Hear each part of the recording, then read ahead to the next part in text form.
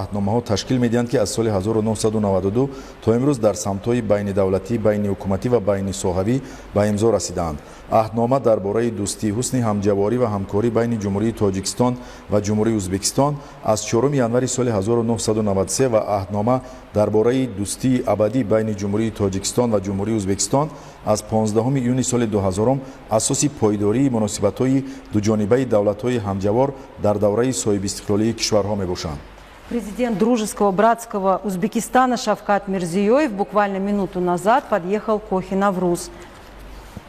И сейчас мы видим кортеж пакистанской делегации. Сарвазири Ҷумҳурии Исломии Покистон ба инҷо ташриф оварданд ва муносибатҳои дипломатии байни Ҷумҳурии Тоҷикистон ва Ҷумҳурии Исломии Покистон 6 июни соли 1992 барқарор гардид. Сафорати Ҷумҳурии Исломии Покистон дар Ҷумҳурии Тоҷикистон соли 1993 ифтитоҳ ёфт.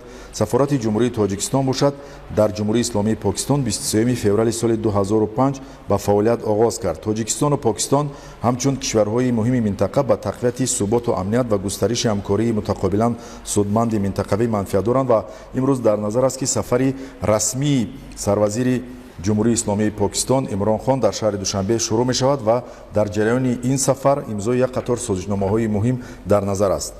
Кортежи один за другим. Премьер-министр Исламской Республики Пакистан Имран Хан.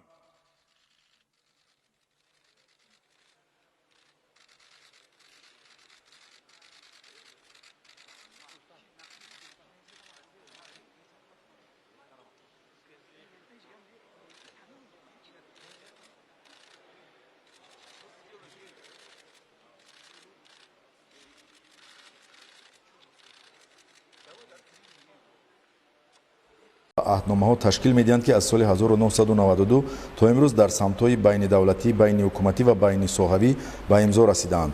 аҳднома дар бораи дӯстӣ, ҳусни ҳамҷаворӣ ва ҳамкорӣ байни Ҷумҳурии Тоҷикистон ва Ҷумҳурии Ӯзбекистон аз 4 январи соли 1993 ва аҳднома дар бораи дӯстии абадӣ байни Ҷумҳурии Тоҷикистон ва Ҷумҳурии Ӯзбекистон аз 15 июни соли 2000 асоси пойдории муносибатҳои дуҷонибаи давлатҳои ҳамҷавор дар давраи соҳибистиқлолии кишварҳо мебошанд. Президент дружеского братского Узбекистана Шавкат Мирзиёев буквально минуту назад подъехал к Охи-Навруз. И сейчас мы видим кортеж пакистанской делегации. Сарвазири Ҷумҳурии Исломии Покистон ба инҷо ташриф оварданд ва муносибатҳои дипломатии байни Ҷумҳурии Тоҷикистон ва Ҷумҳурии Исломии Покистон 6 июни соли 1992 барқарор гардид. Сафорати Ҷумҳурии Исломии Покистон дар Ҷумҳурии Тоҷикистон соли 1993 ифтитоҳ ёфт.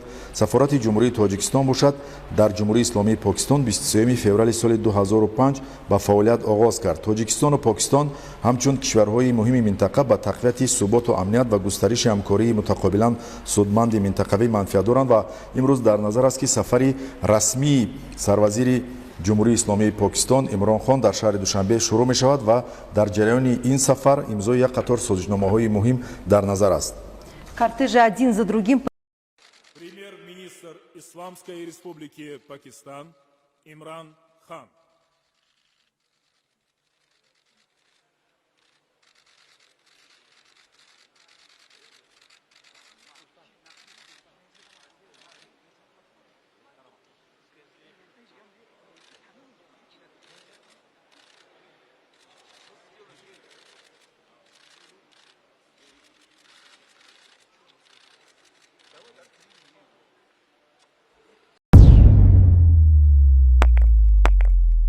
रोजनामा कुदरत की वीडियो देखने के लिए अभी YouTube चैनल पर सब्सक्राइब करें और बेल आइकन पर भी क्लिक करें।